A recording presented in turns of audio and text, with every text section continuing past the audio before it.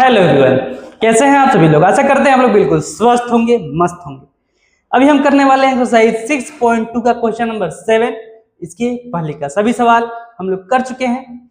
चलिए क्वेश्चन को पढ़ते हैं, समझते हैं, हल करते हैं। प्रमेय 6.1 का प्रयोग करते हुए सिद्ध कीजिए कि एक त्रिभुज की एक भुजा के मध्य बिंदु से होकर दूसरी भुजा के समांतर खींची गई रेखा तीसरी भुजा को समद्विभाजित करती है। याद कीजिए, आप इसे कक्षा 9 में सिद्ध कर चुके हैं। तो सबसे पहले तो इसको समझने के लिए हम बनाते हैं यहाँ पर एक त्रिभुज। तो चलिए फटाफट यहाँ पर हम एक त्रिभुज बनाते हैं। तो ये रहा आपका प्यारा सा त्रिभुज, प्यारा सा त्रिभुज। इसका नामकरण कर देते हैं ए, बी और सी। अब कह रहा है कि सिद्ध कीजिए कि एक त्रिभुज की एक भुजा के मध्य बिंदु से, मान लीजिए यह त्रिभुज है, इस त्रिभुज में किसी भी भुजा को पहली भुजा मान लेते हैं और उसके मध्य बिंदु से, सपोज डेट कि यह इसका मध्य बिंदु है, ए बी का मध्य बिंदु, मध्य बिंदु से होकर दूसरी भुजा के समांतर। अब यहाँ पर या तो आप AC के समांतर खींच दीजिए या तो BC के समांतर। तो हम यहाँ पर BC के समांतर खींच देते हैं। तो ये यहाँ पर आ गया, इसका नामकरण करते हैं MN।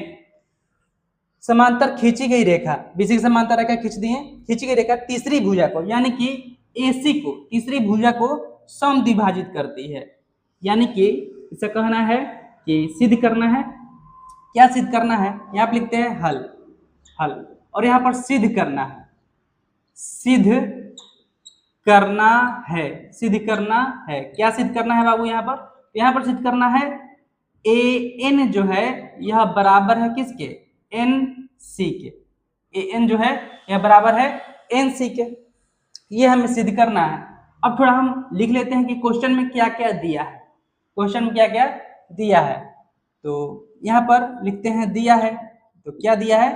तो सबसे पहले तो एक त्रिभुज की एक भुजा के मध्य बिंदु से होकर दूसरी, हाँ, यानी कि M जो है बिंदु M, यह पूरा लिखते हैं। चलिए बिंदु M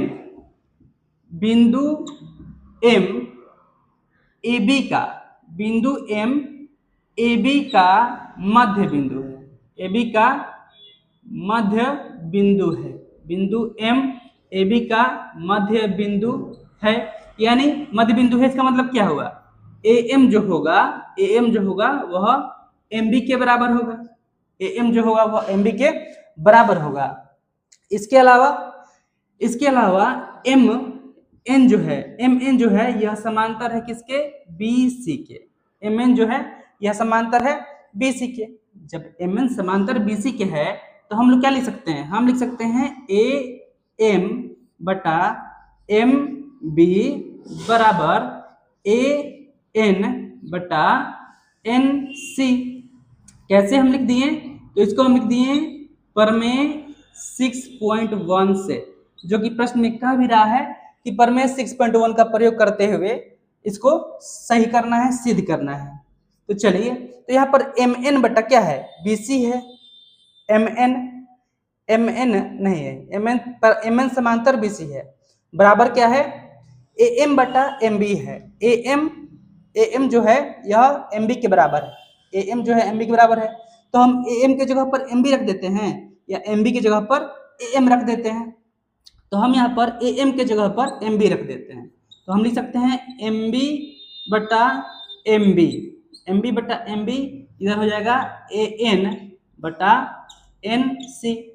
तो MB से MB कट सकता है एक बार में, तो यह कितना हो जाएगा? 1/1 हो जाएगा। तो इसको आगे अगर हम क्रॉस मल्टीप्लाई कर दें तो कितना हो जाएगा? NC is equal to AN।